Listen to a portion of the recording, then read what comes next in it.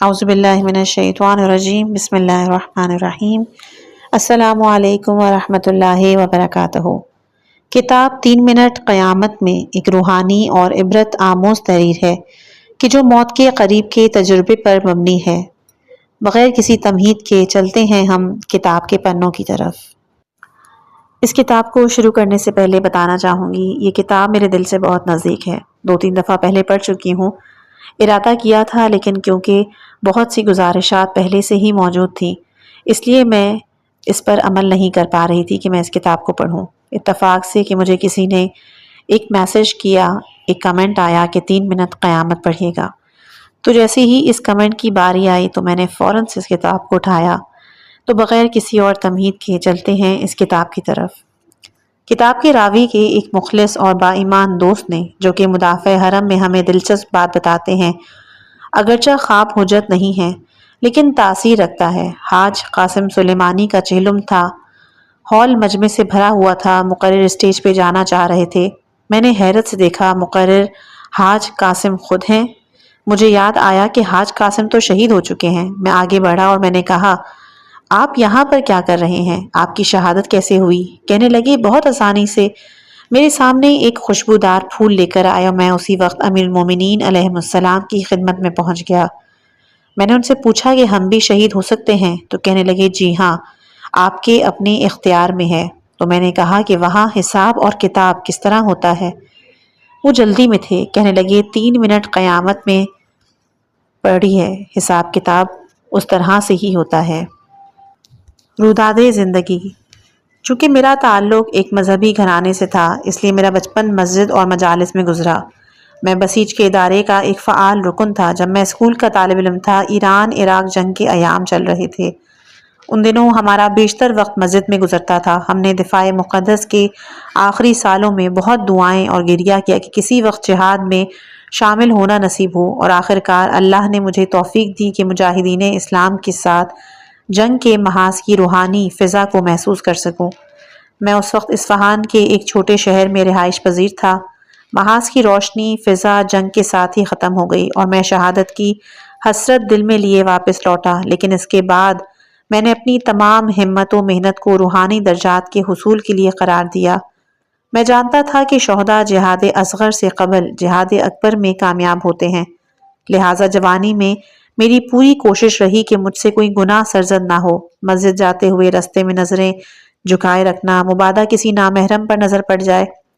میں عمر کی 17 بہاریں دیکھ چکا تھا۔ ایک شب خلوت میں خدا سے راز و نیاز کے دوران بہت رویا، گڑ گڑایا کہ پروردگار تو مجھے اس دنیا کے گناہوں اور آلودگیوں سے محفوظ رکھ، جلد اپنے پاس بلا لے۔ میں نہیں چاہتا کہ گناہ میرے وجود کو آلودہ کرے۔ مجھے ڈر ہے کہیں معمولات زندگی سے غیر ضروری وابستگی میری عاقبت کی خرابی کا سبب نہ بن جائے۔ میں نے حضرت عزرائیل سے درخواست کی کہ وہ میری روح قبض کرنے جلد آئیں۔ چند دن کے بعد میں نے اپنے احباب کے ساتھ مل کر کچھ افراد کو مشہد مقدس کی زیارت پر لے جانے کا پروگرام بنایا۔ کافی تردد کے بعد سفر کے انتظامات مکمل ہوئے۔ جمعرات کے دن بعد از ظہر روانگی کا وقت طے پایا۔ بدھ کا دن گزرا اور میں تھکا ہارا گھر لوٹا تو حسب معمول عزرائیل کو یاد کیا اور اپنی موت کی دعا مانگی۔ اپنی کمسنی اور ذہنی ناپختگی کی وجہ سے میں اس دعا کو اپنے حق میں بہتر سمجھ رہا تھا، یہ جانے بغیر کہ اہل بیت علیہم السلام نے خدا سے ایسا کبھی نہیں چاہا، بلکہ وہ دنیا کو آخرت کی بلندیوں تک پہنچنے کے لیے ایک پل سمجھتے تھے جس سے گزرنا ضروری تھا۔ تھکاوٹ کی وجہ سے جلد ہی میری آنکھ لگی۔ رات کے آخری پہر اٹھا، تہجد پڑھ کر دوبارہ سویا۔ اس عالم میں دیکھتا ہوں کہ ایک انتہائی خوبصورت جوان میرے سرہانے کھڑا ہے۔ اس کی خوبصورتی نے مجھے اتنا متاثر کیا کہ میں بے اختیار اٹھا، ادب سے سلام کیا۔ جوان نے مجھے مخاطب کیا، پوچھا کہ مجھے اس سے کیا کام ہے اور کیوں میں اسے بار بار طلب کرتا ہوں جبکہ میری باری ابھی نہیں آئی۔ یہ بات سنتے ہی میں سمجھ گیا کہ وہ جوان عزرائیل ہے۔ میں ڈرا اور سوچنے لگا کہ عزرائیل اتنے حسین و جمیل ہیں تو لوگ ان سے اتنا ڈرتے کیوں ہیں؟ اتنے میں عزرائیل جانے لگے تو میں نے دوبارہ التجا کی کہ مجھے تو اپنے ساتھ لے جائیں۔ انہوں نے اشارے سے مجھے رکنے کو کہا۔ میں اپنی جگہ واپس پلٹا اور زور سے زمین پر گرا۔ گھڑی پر نظر پڑی تو دن کے 12 بج رہے تھے۔ اس اثنا میں میری آنکھ کھلی، ارد گرد غور سے دیکھا تو اندھیرا تھا۔ میں نے اٹھنے کی کوشش کی لیکن جسم کی بائیں طرف شدید درد محسوس ہوا۔ خواب میں میں اسی جانب گرا تھا۔ اب نیند آنکھوں سے غائب تھی اور میں سوچتا رہا کیا واقعی میری ملاقات اسرائیل سے ہوئی تھی، اور یہ کہ وہ کس قدر حسین تھے۔ صبح ہوتے ہی مشہد مقدس کے سفر کی فکر میں لگ گیا۔ عین اس وقت کہ جب سب لوگ بس میں سوار ہو رہے تھے پتہ چلا کہ دوستوں نے سپاہ پاسداران سے سفر کا اجازت نامہ نہیں لیا۔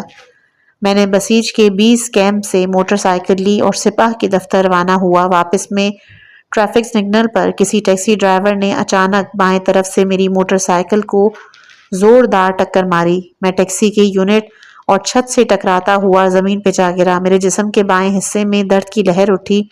ٹیکسی ڈرائیور تیزی سے میری جانب بڑھا۔ وہ کانپ رہا تھا۔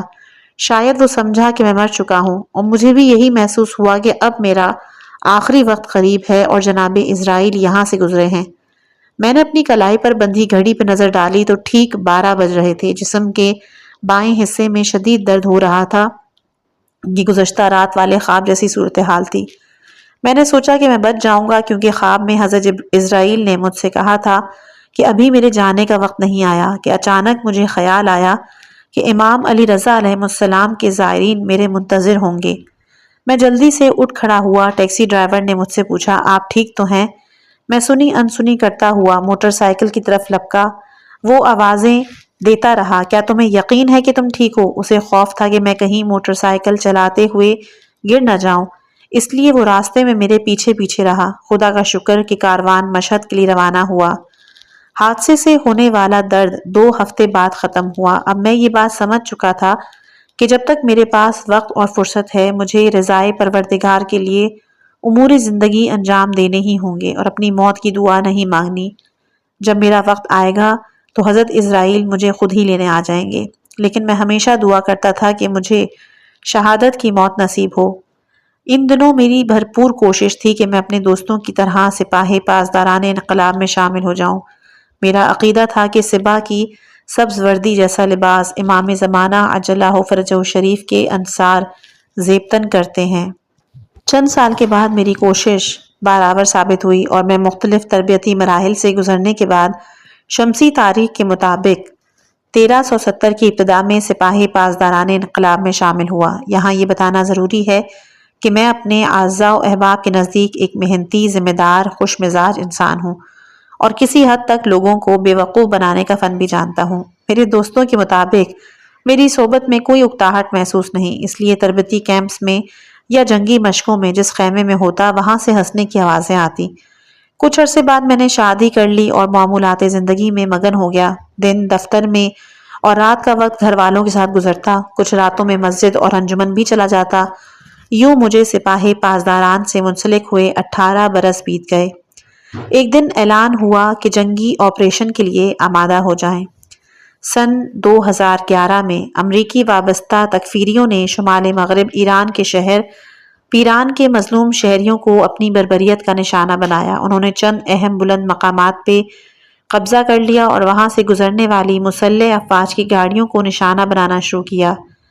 جب سپاہ پاسداران اور مسلح افواج مقابلے کے لیے تیار کرتی تو تکفیری شمالی عراق کی طرف بھاگ جاتے۔ ستمبر 2011 میں جب سپاہ کے جانثار کمانڈر اور توپ خانے کے کچھ ذمہ دار مجاہدین شہید ہوئے تو سپاہ کے خصوصی دستوں نے خطے کی پوزیشن سنبھال لی اور ایک بڑے آپریشن کے بعد خطے سے دہشت گرد تنظیم کا صفایا کیا۔ میری خوش قسمتی کہ میں بھی اس جنگ میں شامل ہوا اور اس کے تجربات اور نتائج کو اخذ کیا۔ ایک عجیب سی کیفیت تھی۔ شہادت کے رتبے پر فائز ہونا میری دیرینہ خواہش تھی، لیکن سوچتا تھا کہ میں کہاں، شہادت کہاں۔ دور جوانی کے پرجوش جذبات پہلے جیسے نہ رہے۔ اس آپریشن کے آخری مرحلے میں جب تکفیری بھاگنے لگے تو انہوں نے آنسو گیس کی شیلنگ کے ساتھ فاسفورس کا بھی استعمال کیا تاکہ ہم ان کا پیچھا نہ کر سکیں، اور یہی ہوا۔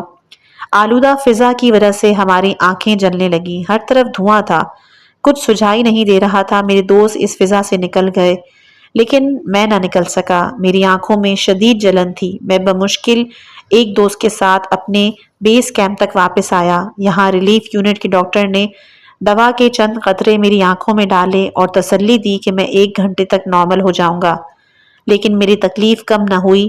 پھر میں فیلڈ ہسپتال اور شہر کے ڈاکٹر کے پاس بھی گیا۔ انہوں نے پین کلر تجویز کیے جن سے وقتی آرام تو آ گیا لیکن اس تکلیف کا مستقل حل نہ مل سکا۔ خطے کے کامیاب آپریشن کے بعد فورسز اپنے کیمپس کی طرف پلٹ آئیں لیکن میری تکلیف ویسی کی ویسی ہی تھی۔ اسی طرح 3 سال گزر گئے۔ کئی ایک ڈاکٹرز کے پاس علاج کی خاطر گیا لیکن شفا نہ ملی، یہاں تک کہ ایک دن مجھے یوں لگا جیسے میری بائیں آنکھ اپنی جگہ سے باہر نکل آئی ہے۔ جب آئینے میں دیکھا تو واقعی ایسا تھا، میری تکلیف ناقابل برداشت ہو چکی تھی۔ میں فوراً ہاسپٹل گیا اور ڈاکٹر سے درخواست کی کہ میرا آپریشن کر دیں۔ آنکھ اور دماغ کے ماہر ڈاکٹرز پر مشتمل کمیٹی نے میرا تفصیلی معائنہ کیا۔ ایکس رے ہوئے، رپورٹس آنے پہ پتہ چلا کہ میری آنکھ کی پشت پہ ایک رسولی ہے جس کی وجہ سے آنکھ باہر کی طرف نکل آئی تھی۔ رسولی دماغ سے بڑی ہوئی تھی اس لیے اسے بذریعہ آپریشن نکالنا انتہائی مشکل کام تھا۔ دماغ سے جڑی ہوئی تھی اس لیے آپریشن سے نکالنا انتہائی مشکل تھا۔ ڈاکٹرز نے مجھے آگاہ کیا کہ سرجری کی صورت میں دماغ کو نقصان پہنچنے کا اندیشہ ہے اور میری بینائی بھی جا سکتی ہے۔ ان نقصانات کا خطرہ 60% سے زیادہ تھا، اس لیے ڈاکٹرز آپریشن کے حق میں نہیں تھے، مگر میں آپریشن کرانے پر مصر تھا۔ کمیٹی میں بعد میں شامل ہونے والے ایک ڈاکٹر کہ جن کا تعلق تہران سے تھا، انہوں نے آپریشن کرنے کا فیصلہ کیا اور طے پایا کہ میری بھووں سے سرجری شروع کی جائے گی۔ آنکھ کے اوپر کی ہڈی کو ہٹا کر رسولی تک پہنچنے کا راستہ بنایا جائے گا، اس طرح رسولی کو نکالنا ممکن تھا۔ میرا آپریشن مئی 2015 میں اصفہان کے ایک ہسپتال میں ہوا اور اس کا دورانیہ 6 گھنٹے پر محیط تھا۔ آپریشن سے قبل ڈاکٹرز نے مجھے اور میرے گھر والوں کو بتایا کہ پیچیدگی کی وجہ سے آپریشن کی کامیابی کے 50% سے بھی کم امکانات ہیں اور یہ کہ آپریشن مریض یعنی میرے اصرار پر کیا جا رہا ہے۔ میں نے ہاسپٹل روانگی سے قبل اپنی زوجہ اور گھر والوں کو الوداع کہا، ان سے معافی طلب کی کہ شاید ان سے آخری ملاقات ہو۔ میری زوجہ حمل سے تھی، وہ میری ہمراہی میں کئی مشکلات کاٹ چکی ہیں۔ اللہ پر توکل کرتے ہوئے ہاسپٹل روانہ ہوا۔ وہاں پہنچ کر میری کیفیت عجیب تھی۔ آپریشن تھیٹر میں داخل ہوتے ہوئے محسوس ہوا کہ اب یہاں سے واپسی ناممکن ہے۔ آپریشن کا آغاز ہوا اور مجھے بے ہوش کر دیا گیا۔ ڈاکٹرز بہت احتیاط اور توجہ سے آپریشن کر رہے تھے لیکن کافی وقت گزرنے کے بعد بھی رسولی نکالنے میں کامیاب نہ ہو سکے۔ آخر کار انہوں نے اپنی کوششیں تیز تر کر دیں۔ آپریشن آخری مرحلے میں داخل ہو چکا تھا کہ اچانک سب کچھ بدل گیا۔ مجھے احساس ہوا کہ میرا آپریشن کامیاب ہو گیا ہے کیونکہ مجھے اب کوئی تکلیف نہیں تھی۔ میں بہت پرسکون، ہلکا پھلکا محسوس کر رہا تھا۔ جسم سے درد ختم ہو چکا تھا۔ یہ احساس انتہائی خوشگوار تھا۔ میں نے خود سے کہا، پروردگار کا شکر کہ میں نے شدید سر درد اور آنکھ کی تکلیف سے نجات پائی۔ اگرچہ کہ میرے چہرے پر بہت سی مشینیں تھیں، پھر بھی میں اسٹریچر سے اٹھ کر بیٹھا۔ 2 دن جب میں چھوٹا اپنی ماں کی گود میں تھا اور آج ہاسپٹل کے آپریشن تھیٹر کے اسٹریچر پہ تھا، اس تمام عمر کے مناظر ایک لمحے میں میری نظروں کے سامنے سے گزرے کہ کتنے حسین لمحہ تھا۔ ایک ہی آن میں میں نے اپنے تمام اعمال دیکھ لیے۔ میں اسی کیفیت میں تھا کہ اپنی بائیں جانب سفید لباس میں ملبوس ایک نورانی چہرے والے شخص کو دیکھا کہ جو دل میں اتر جانے کی حد تک حسین تھا۔ میرا دل چاہا کہ اٹھوں اور اسے اپنی آغوش میں لوں۔ نہ جانے کیوں وہ مجھے اتنا اچھا لگا۔ وہ نورانی شخص مجھے دیکھ کے مسکرا رہا تھا۔ میں اس کی نورانیت میں گم ہو گیا اور سوچنے لگا کہ یہ چہرہ کچھ جانا پہچانا سا ہے، شاید کہ میں نے اس کو کہیں دیکھا ہے۔ اتنے میں مجھے اپنے والد محترم، تایا جان، پھوپھی زاد اور دیگر لوگ نظر آئے۔ یہ سب کے سب اس دنیا سے رخصت ہو چکے تھے۔ میرا پھوپھی زاد ایران عراق جنگ کا شہید تھا۔ اسے دیکھ کر تو مجھے بہت خوشی ہوئی۔ میں اس نورانی شخص پر بھی نظر ڈال رہا تھا کہ اچانک مجھے یاد آیا کہ ٹھیک 25 برس قبل مشہد مقدس کے سفر والی رات میری ملاقات عالم خواب میں جس شخص سے ہوئی تھی، یہ وہی تھا، یعنی حضرت اسرائیل۔ میں نے بڑے ادب سے سلام کیا، انہوں نے سلام کا جواب دیا۔ میری نظریں ان کے پرنور چہرے پر جمی ہوئی تھیں۔ انہوں نے کہا، چلیں؟ میں نے حیرت سے پوچھا، کہاں؟ اتنے میں ڈاکٹرز کی باتوں نے مجھے متوجہ کیا۔ سرجن نے دیگر ڈاکٹرز کو بلایا کہ مریض کا بچنا ناممکن ہے اور آپریشن جاری رکھنے کا کوئی فائدہ نہیں۔ ایک اور ڈاکٹر نے برقی جھٹکے دینے والی مشین لانے کو کہا تاکہ مجھے بچانے کی آخری کوشش کی جا سکے۔ حیرت کی بات ہے کہ سرجن کی پشت میری طرف تھی لیکن میں اس کا چہرہ دیکھ اور اس کے ذہن کو پڑھ سکتا تھا، بلکہ وہاں موجود ہر شخص کا ذہن کھلی کتاب کی طرح میرے سامنے تھا۔ میں نے تھیٹر میں لگے تمام مانیٹرز کو دیکھا کہ جو بند ہو چکے تھے۔ آپریشن تھیٹر سے باہر بیٹھنا اپنا بھائی بھی مجھے دکھائی دے رہا تھا کہ جس کے ہاتھ میں تسبیح تھی۔ مجھے یہ بھی علم تھا کہ وہ کون سا ذکر پڑھ رہا ہے، وہ کیا سوچ رہا ہے۔ وہ خدا سے دعا مانگ رہا تھا، یا اللہ میرا بھائی لوٹا دے، اس کے 2 بچے ہیں، تیسرا اس دنیا میں آنے والا ہے، اگر وہ نہ رہا اس کے بچوں کی کفالت کون کرے گا۔ وہ اس لیے زیادہ پریشان تھا کہ میری عدم موجودگی میں میرے حصے کی ذمہ داری کیسے نبھائے گا۔ ایک اور کمرے میں ایک شخص خدا سے میرے بارے میں گفتگو کر رہا تھا۔ مریضوں کے وارڈ میں میدان جنگ کا ایک غازی خدا سے میرے لیے دعا کر رہا تھا۔ میں اسے جانتا تھا۔ تھیٹر میں آنے سے قبل اس سے رخصت ہو کر آیا کہ شاید اب میری اس سے دوبارہ ملاقات نہ ہو۔ یہ قاضی خدا کے حضور گڑگڑا رہا تھا، اے خدا تو مجھے اٹھا لے، اس شخص کو شفا دے کیونکہ اس کے بچے ہیں جبکہ میں لاولد ہوں۔ مجھے لگا جیسے میں ہر انسان کی نیت اور باطن کو واضح طور پر پڑھ اور سمجھ سکتا ہوں۔ میں ہر درد سے رہائی پانے کے بعد کافی پرسکون تھا، بہت بہتر محسوس کر رہا تھا۔ اس نورانی شخص نے دوبارہ مجھے مخاطب کیا، چلیں؟ میں نے کہا نہیں۔ میں سمجھ گیا کہ ان کے ساتھ چلنے کا مطلب اس جہان سے رخصت ہونا ہے، یعنی میری موت کا وقت آن پہنچا تھا۔ میں نے اپنی پھوپھی ذات کو اشارے سے کہا، میں تو شہادت کا آرزومند ہوں، میں نے کئی سال جہاد اور شہادت کی تلاش میں گزار دیے، کیا اب اس طرح بیماری کی حالت میں مروں؟ لیکن حضرت اسرائیل کو منع کرنے کا کوئی فائدہ نہیں تھا، مجھے بہرحال جانا تھا۔ اسی وقت 2 نوجوان میرے دائیں بائیں ظاہر ہوئے، کہا چلیں؟ میں بے اختیار ان کے ساتھ چل پڑا۔ اگلے ہی لمحے میں نے خود کو ان نوجوانوں کے ساتھ ایک بیابان میں پایا۔ یہ بھی بتاتا چلوں کہ اس دوران وقت ویسا نہیں تھا جیسے عام زندگی میں محسوس ہوتا ہے۔ میں بیک وقت سینکڑوں موضوعات کو دیکھ اور سمجھ سکتا تھا۔ مجھے علم تھا میری موت کا وقت آن پہنچا ہے، لیکن میں بہت اچھا محسوس کر رہا تھا۔ میری آنکھ کی تکلیف ختم ہو چکی تھی۔ 2 ملائکہ جن کے بارے میں سنا تھا کہ اللہ کی طرف سے ہر انسان کے ساتھ 2 فرشتے مقرر ہوتے ہیں، میرے تایا اور پھوپھی ذات کے ہمراہ تھے۔ بڑی دلچسپ صورتحال تھی۔ اب میں ان 2 فرشتوں کو دیکھ رہا تھا کہ جن کے چہرے دل میں اتر جانے کی حد تک حسین تھے۔ میری خواہش تھی کہ ہمیشہ ان کے ساتھ رہوں۔ ہم ایک خشک و بے آب صحرا میں چل رہے تھے۔ میں نے کچھ الگ سا دیکھا، یہ کہ میرے سامنے ایک میز تھی اور میز کی دوسری طرف ایک شخص بیٹھا ہوا تھا۔ میں آہستہ آہستہ میز کے قریب ہوا۔ اپنی بائیں جانب مجھے سرداب سا دکھائی دیا۔ غور سے دیکھا تو وہاں آگ کے شعلے بلند تھے جن کی تپش مجھے محسوس ہوئی۔ دائیں جانب توجہ دی تو وہاں ایک بڑا اور خوبصورت سا باغ تھا، جیسے ایران کے شمال کا کوئی جنگل ہو۔ اس طرف سے ٹھنڈی ہوائیں آ رہی تھیں۔ پھر میں نے میز کے پاس بیٹھے ہوئے شخص کو سلام کیا، جس کا اس نے بڑے ادب سے جواب دیا۔ میں سوچنے لگا شاید اس شخص کو مجھ سے کوئی کام ہے۔ میرے ساتھ موجود فرشتے خاموش تھے۔ میز پر ایک بھاری سی کتاب رکھی ہوئی تھی۔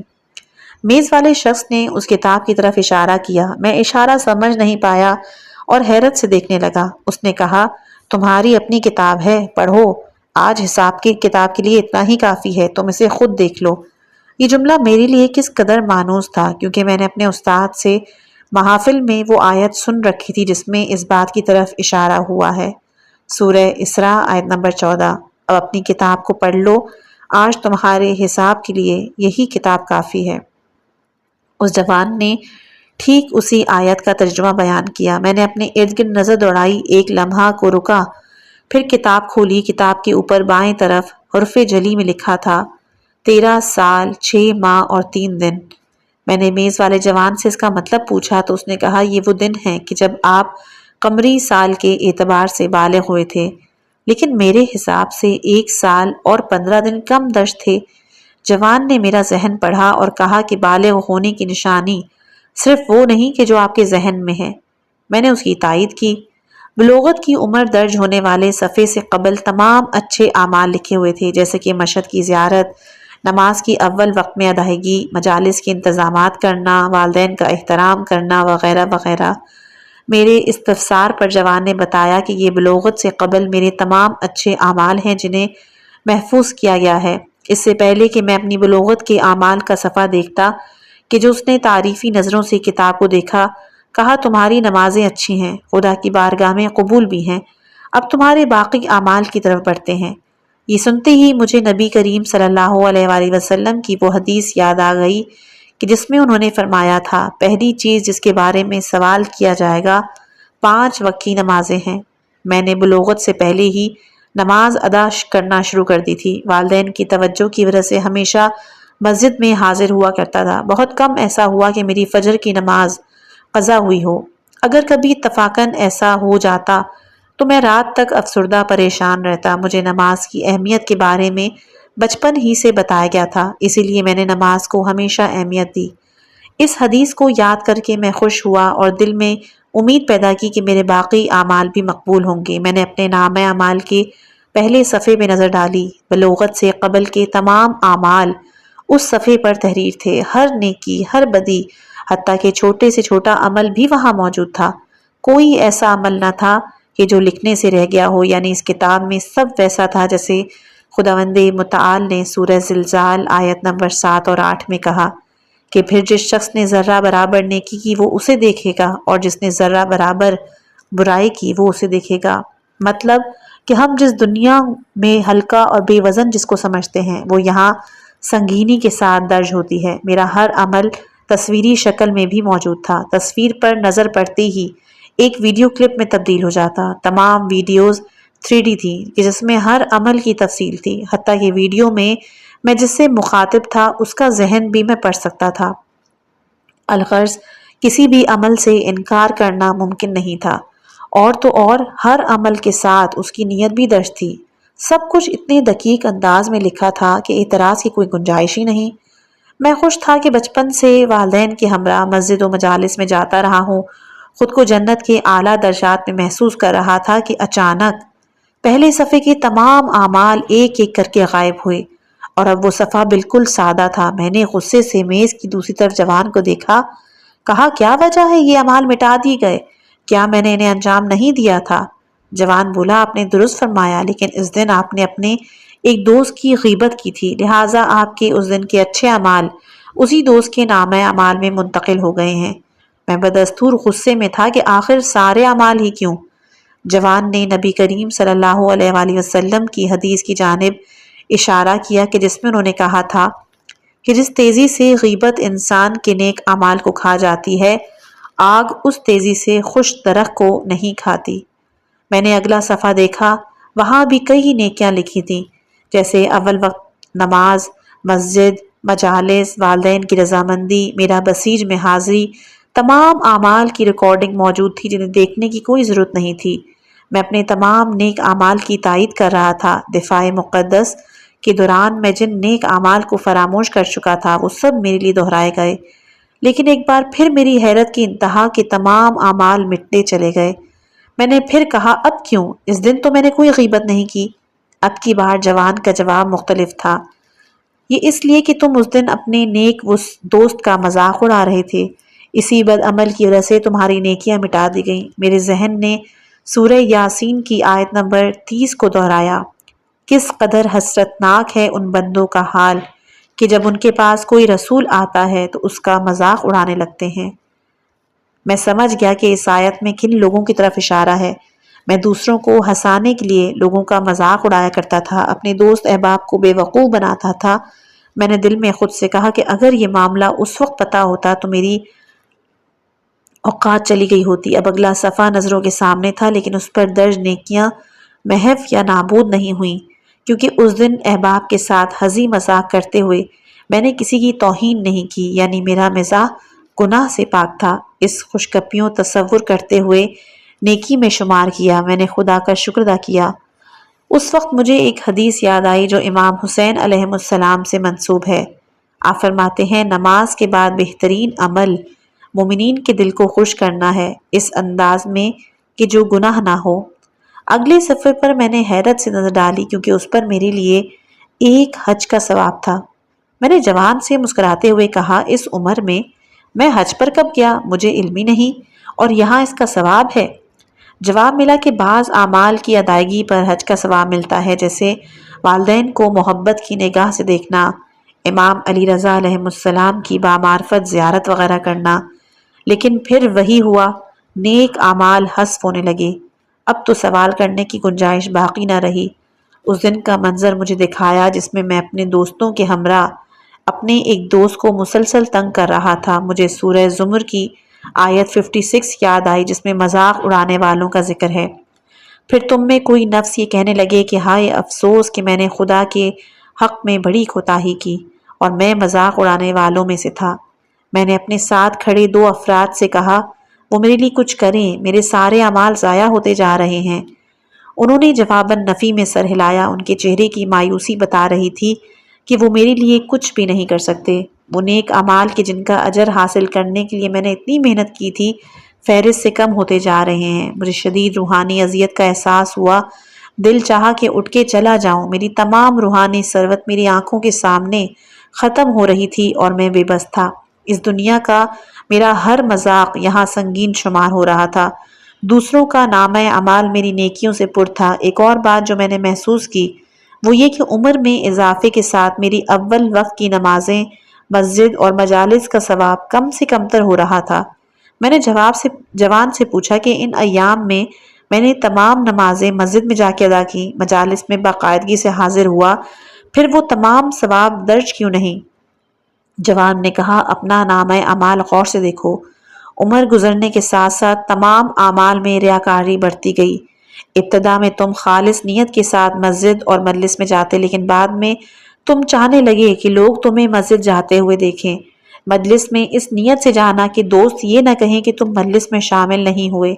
اگر تم خدا کی رضا کے لیے یہ اعمال انجام دیتے تو تمہیں کسی ایسی مسجد یا مجلس میں بھی جانا چاہیے تھا جہاں تمہارے دوست نہ ہوں۔ سورہ کہف آیت نمبر 49۔ اور جب نامہ اعمال سامنے رکھا جائے گا تو دیکھو گی کہ مجرمین اس کے مندرجات کو دیکھ کے خوفزدہ ہوں گے، کہیں گے ہائے افسوس، اس کتاب نے تو چھوٹا بڑا کچھ نہیں چھوڑا، سب کو جمع کر لیا ہے، اور سب اپنے اعمال کو بالکل حاضر پائیں گے اور تمہارا پروردگار کسی ایک پر بھی ظلم نہیں کرتا ہے۔ میں کتاب کے صفحات پلٹاتا رہا۔ نامہ اعمال کا ہر قیمتی عمل صفحے پر سب سے اوپر جلی حروف میں درج تھا۔ ایک مالی بدحالی کے شکار خاندان کی مدد کا واقعہ تفصیل کے ساتھ ویڈیو کلپ کی شکل میں تھا۔ میں نے ذہن پہ زور دیا لیکن مجھے یاد نہ آیا کہ میں نے یہ نیکی کب کی۔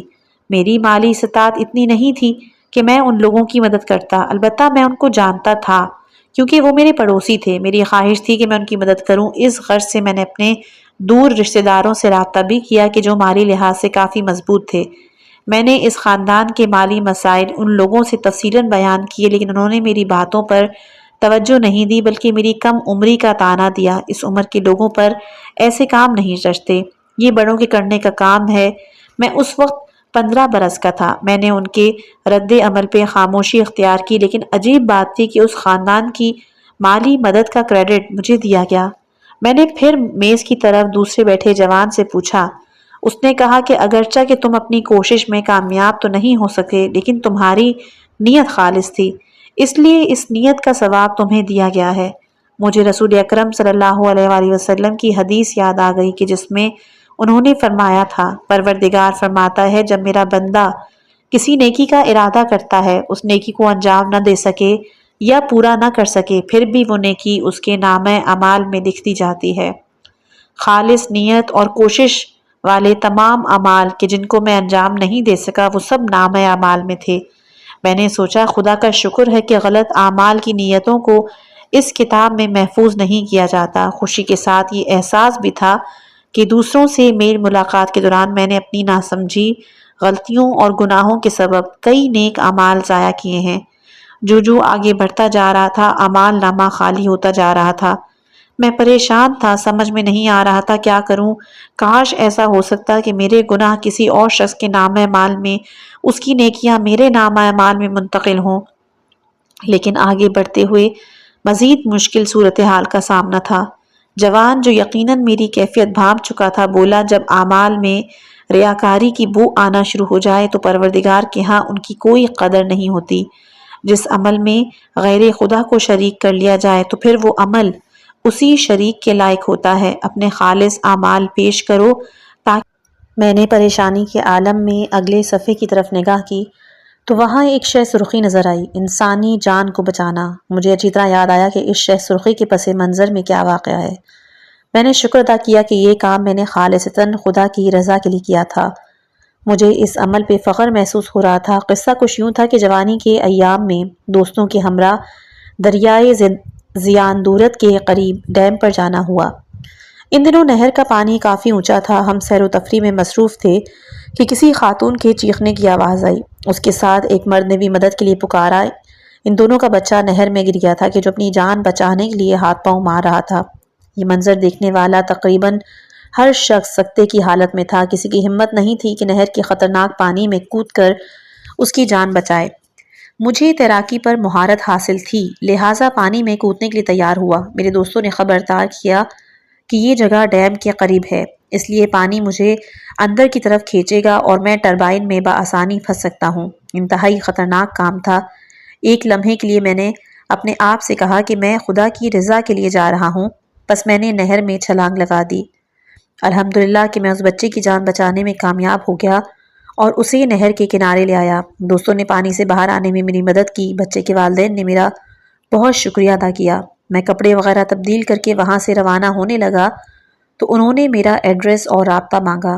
میرا یہ عمل کتاب میں نہایت ہی احسن انداز میں لکھا تھا۔ میں نے ایک بار پھر خدا کا شکر ادا کیا کہ میرے اس عمل کی نیت خالص اللہ کے لیے تھی۔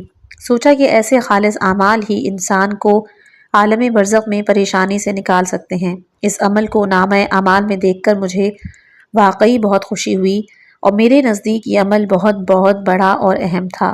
لیکن اچانک یہ عمل بھی صفحے سے مٹ گیا۔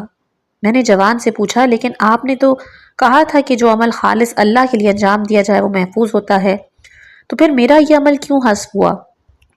جوان نے میری بات سن کر کہا، تمہاری بات درست ہے، لیکن جب تم یہ نیکی کر کے واپس پلٹ رہے تھے تو راستے میں تم نے اپنے آپ سے کچھ کہا تھا۔ پھر اس کی ویڈیو چلنا شروع ہوئی۔ میں گھر کی طرف رواں دوا تھا اور دل ہی دل میں خود سے کہا کہ آج ہم نے بڑا اہم کام کیا ہے۔ اگر میں ان والدین کی جگہ ہوتا تو سب کو بتاتا کہ ایک نوجوان نے اپنی جان خطرے میں ڈال کر ہمارے بچے کی جان بچائی ہے۔ اگر میں اس صوبے کا نگران ہوتا تو قدردانی کا اظہار تحفہ اور جشن کے اہتمام کے ذریعے کراتا۔ اخبار والوں کو بھی میرا انٹرویو کرنا چاہیے تھا۔ اگلے دن ایسا ہی ہوا۔ مختلف اخباری رپورٹرز نے میرا انٹرویو لیا۔ صوبائی گورنر بھی ایک قیمتی تحفہ لے کر اس بچے اور اس کی فیملی کے ساتھ مجھے ملنے آیا۔ یہاں پر ویڈیو ختم ہوئی اور جوان پھر مجھ سے گویا ہوا، آغاز میں تمہارا یہ عمل رضائے الہی کے لیے تھا، لیکن بعد میں تم نے اسے برباد کر دیا۔ تم نے اس کا اجر دنیا میں طلب کیا جو تمہیں مل گیا، ایسا ہی ہے نا؟ میں نے حسرت سے کہا کہ آپ صحیح کہہ رہے ہیں، لیکن اب کیا کروں، میرے ہاتھ خالی ہیں۔ جواب ملا، بہت سے لوگ خالص اللہ کے لیے عمل انجام دیتے ہیں، لیکن کوشش کرنی چاہیے کہ عمل کا خلوص آخر وقت تک برقرار اور محفوظ رہے، لیکن کچھ لوگ اپنے خالص اعمال کو دنیا میں ہی ضائع کر دیتے ہیں۔ میں بہت بڑی مشکل میں پھنس چکا تھا۔ بیجا مذاق کی عادت اور غیبت کی وجہ سے میرے نیک اعمال برباد ہو گئے تھے۔ اب نامہ اعمال میں برائیاں ہی باقی بچی تھیں۔ اگر کوئی عمل خالص نیت سے انجام دیا ہوتا تو یقیناً وہ برائی کو مٹا دینے کا سبب بنتا۔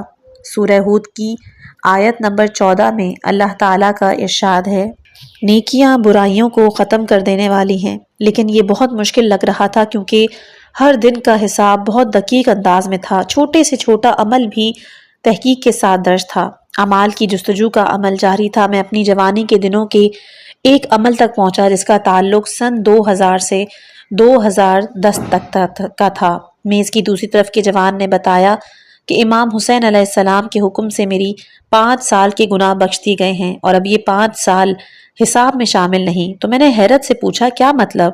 جوان نے وضاحت کی کہ میرے ان 5 سالوں کی صرف نیکیاں باقی رہیں گی اور گناہ ختم ہو جائیں گے۔ آپ اندازہ نہیں کر سکتے کہ اس خبر کو سن کے میں کتنا خوش ہوا، مگر یہ آپ خود اس صورتحال کا سامنا کر رہے ہوتے، یعنی پورے 5 سال بغیر حساب کتاب کے۔ میں نے پوچھا کہ امام حسین علیہ السلام کے اس حکم کی وجہ کیا ہے؟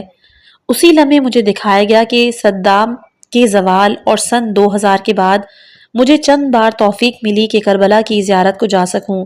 ان میں سے کسی ایک سفر کے دوران میری ملاقات ایک گونگے بہرے بزرگ سے ہوئی جو میرے کاروان میں شامل تھے۔ سالار کاروان نے مجھے ان کے ساتھ رہنے اور ان کا خیال رکھنے کو کہا۔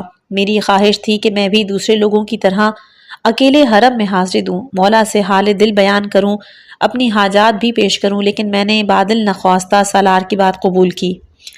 بزرگ کا خیال رکھنا میری سوچ سے کہیں زیادہ مشکل تھا، کیونکہ ان کا ذہنی توازن بھی ٹھیک نہیں تھا اور وہ میری ہر بات سمجھنے سے قاصر تھے، کہیں نہ کہیں گم ہو جاتے، اس لیے مجھے تمام وقت ان کے ساتھ رہنا پڑتا۔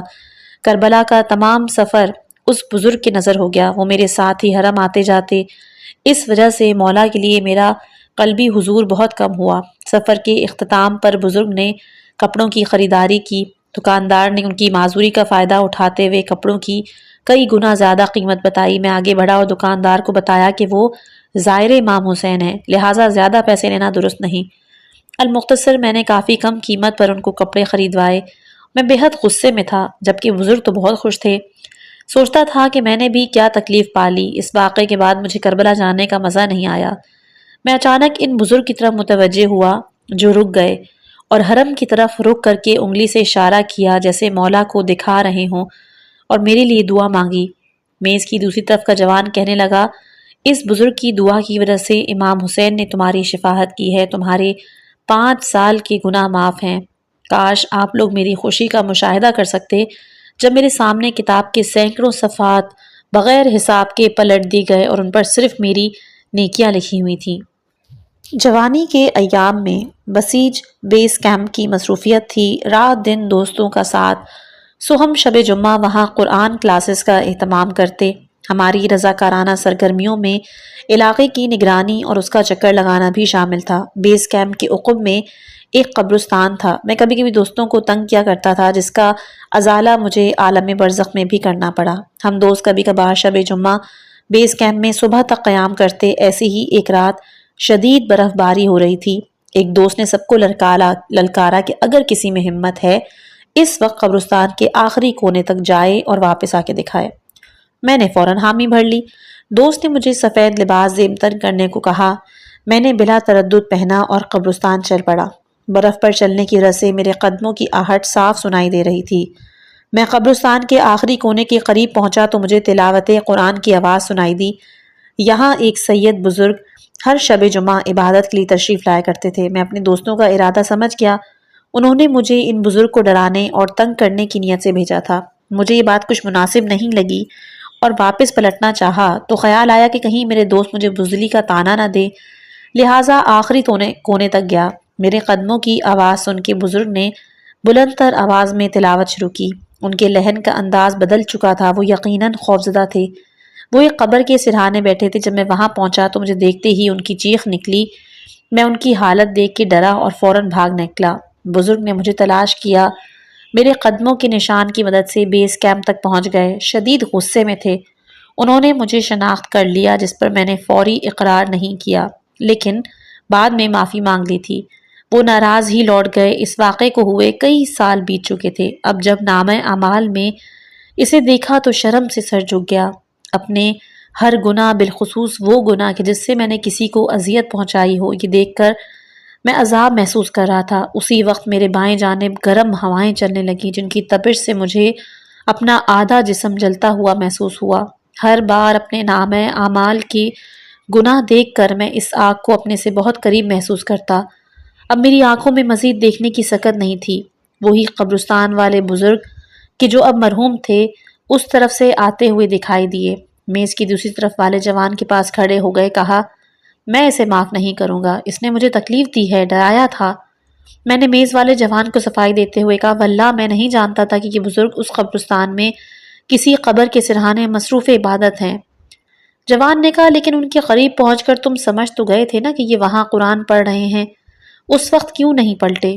میں لاجواب ہو گیا۔ بہرحال معافی مانگنے کے باوجود میری 2 سالہ عبادت کا ثواب ان سید بزرگ کے نامہ اعمال میں منتقل ہو گیا تاکہ وہ مجھ سے راضی ہوں۔ میری 2 سالہ نمازیں کہ جو جماعت کے ساتھ تھیں، ایک مومن کو ایذا دینے کی وجہ سے مجھ سے واپس لے لی گئیں۔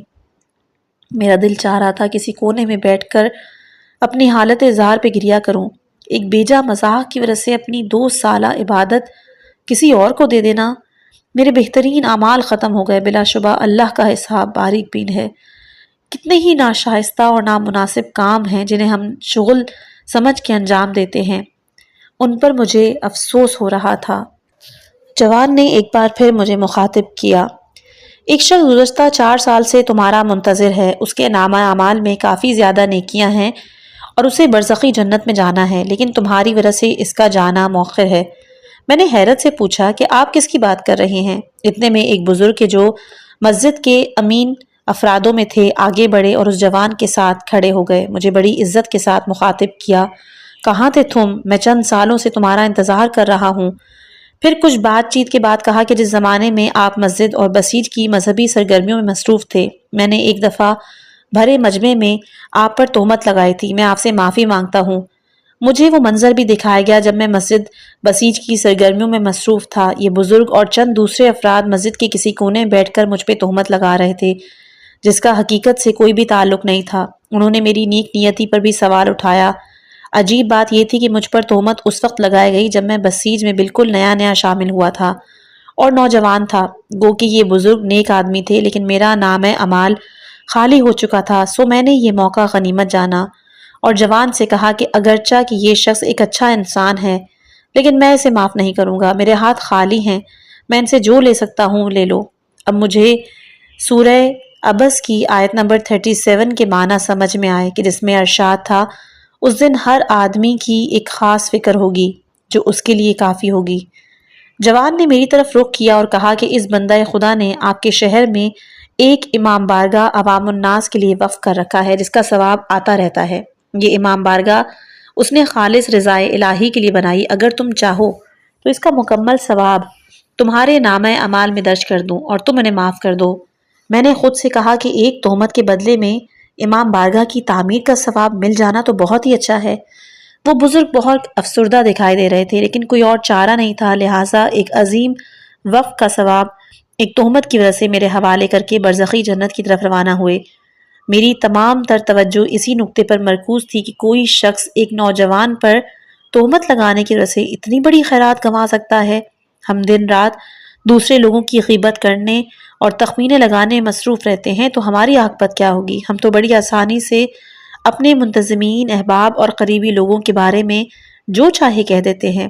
اس وقت جوان نے مومن کی عزت کے حوالے سے سورہ نور کی آیت نمبر 19 کی تلاوت کی۔ جو لوگ یہ چاہتے ہیں کہ صاحبان ایمان میں بدکاری کا چرچا پھیل جائے، ان کے لیے بڑا دردناک عذاب ہے، دنیا میں بھی اور آخرت میں بھی، اور اللہ سب کچھ جانتا ہے، صرف تم نہیں جانتے۔ امام صادق علیہ السلام اس آیت کی تفسیر میں فرماتے ہیں، جو شخص کسی مومن کے بارے میں کچھ دیکھ لے یا سن لے اور پھر میرے اوپر سکتے کی کیفیت تھی، نہایت ہی پریشانی کے عالم میں اپنے نامہ اعمال کو دیکھ رہا تھا، گویا میرا خود سے کوئی ارادہ نہیں رہا، میرا کوئی عمل قابل دفاع نہیں، میری نظریں بس کتاب پہ جمی تھیں۔ ایک شخص آیا، میری 2 سالہ عبادت کا ثواب لے گیا، دوسرا آیا، میری نیکیوں کا ثواب لے گیا، اس کے بعد بخدا میں ایک کمزور بھیڑ کی مانند بے بسی سے تماشا دیکھ رہا تھا۔ میرے پاس ان اشخاص کے خلاف چارہ جوئی کا کوئی رستہ نہیں تھا۔ انسان پر خواہ کتنا ہی بڑا الزام ہو، لیکن اس دنیا میں اسے اپنی بے گناہی ثابت کرنے کا پورا موقع دیا جاتا ہے۔ وہ ایک وکیل کے ذریعے اپنا دفاع کرتا ہے تاکہ خود پر لگے الزام سے چھٹکارا حاصل کر سکے، لیکن یہاں تو معاملہ برعکس تھا، کچھ کہنے کی گنجائش ہی نہیں تھی۔ یہاں سب پر ایک دوسرے کا عمل اور سوچ عیاں تھے، اس لیے دلیل کے بغیر اپنا دفاع کرنا ناممکن تھا۔ میری کتاب کے بھی گناہ ایک محاورے کی ترجمانی کر رہے تھے، گرم چائے پی نہیں لیکن منہ جل گیا، یعنی ایک شخص نے کسی کی غیبت کی یا اس پر تہمت لگائی، لیکن اس کا یہ گناہ میرے نامہ اعمال میں درج ہوا۔ کیوں؟ کیونکہ میں نے اس غیبت اور تہمت کو اپنے کانوں سے سنا۔ نامہ اعمال میں ایسے کتنے ہی گناہ درج تھے جن میں سے میرے لیے کوئی لذت ہی نہیں تھی، لیکن وہ میرے لیے شرمندگی کا باعث تھے۔ یہ بڑا مشکل مرحلہ تھا۔ خدا کا حساب کتاب بڑا دقیق تھا۔ حساب رسی کے دوران گناہوں کو دیکھتے ہوئے مجھے اپنی بائیں جانب گرم ہوا چلتی ہوئی محسوس ہوئی۔ ہوا کی گرمی نے میرے پورے جسم کو اپنی لپیٹ میں لے لیا، لیکن حیرت انگیز طور پر میرا چہرہ، سینہ اور ہاتھ کی ہتھیلیاں محفوظ رہیں۔ میں حیران تھا کہ ایسا کیوں، لیکن کچھ کہنے سے قبل ہی میں اس کی وجہ سمجھ گیا۔ میں دور جوانی میں باقاعدگی سے مجالس اور تنظیمی محافلوں میں شرکت کرتا تھا۔ میرے والد محترم کا کہنا تھا، اگر تم امام حسین علیہ السلام، سیدہ زہرا سلام اللہ علیہا اور اہل بیت علیہ السلام کے لیے گریا کرتے ہو تو تمہیں ان آنسوؤں کی قدر و قیمت کا بھی علم ہونا چاہیے۔ ان پاک اور مظلوم ہستیوں کے لیے بہنے والے آنسو انمول ہیں، تمہیں ان کی اہمیت کا اندازہ قیامت کے دن ہوگا۔ میرے والد محترم نے اہل منبر علماء اور اکابرین سے سن رکھا تھا کہ ان آنسوؤں کو چہرے اور سینے میں جذب کرنا چاہیے، اور وہ ایسا ہی کرتے تھے۔ میں بھی مجالس میں اپنے والد محترم کی تقلید میں ایسا کیا کرتا تھا۔ اب مجھے سمجھ آئی کہ میرا چہرہ، سینہ اور ہاتھ کی ہتھیلیاں گرم ہوا کی تپش سے کیوں محفوظ تھیں۔ میں نے یہ بھی مشاہدہ کیا کہ اس دنیا میں خوف خدا سے رونے اور گناہوں سے توبہ کرنے کی وجہ سے میرے کچھ گناہ نامہ اعمال میں درج نہیں۔ یہاں مجھے خدا تعالیٰ کی رحمت واسعہ کا بخوبی اندازہ ہوا۔ اگر انسان سچے دل سے توبہ کرنے کے بعد دوبارہ کسی گناہ کا ارتکاب نہ کرے تو اس کے گناہ کو نامہ اعمال سے ہمیشہ کے لیے حذف کر دیا جاتا ہے، خواہ اس گناہ کا تعلق حق الناس سے ہو۔ غیر مشخص کے حق الناس کی تلافی رد مظالم کے ذریعے کی جا سکتی ہے، لیکن جس کی حق تلفی کی گئی ہے اور وہ مشخص ہے تو پھر اس کا حق لوٹانا ضروری ہے۔ یہاں تک کہ اگر کسی بچے کے حق میں ظلم کیا ہو اور ہم اس کے حق الناس کے مقروض ہیں اور وہ طلبگار ہے، دنیا میں ہمیں اس بچے نے معاف نہ کیا ہو تو ہمیں عالم برزخ میں انتظار کرنا ہوگا یہاں تک کہ وہ بچہ آئے اور معاوضہ لے کر۔ الحمدللہ رب العالمین۔ آج کی ویڈیو کا اختتام کرتے ہوئے ہم اللہ تعالیٰ سے دعا کرتے ہیں کہ وہ ہمیں اپنی رضا کے مطابق زندگی گزارنے کی توفیق عطا فرمائے اور ہمارے گناہوں کو معاف فرمائے۔ اگر آپ کو یہ ویڈیو پسند آئی ہو تو لائک اور سبسکرائب کرنا مت بھولیے گا، اور اپنی دعاؤں میں ہمیں یاد رکھیں۔ والسلام علیکم ورحمۃ اللہ وبرکاتہ۔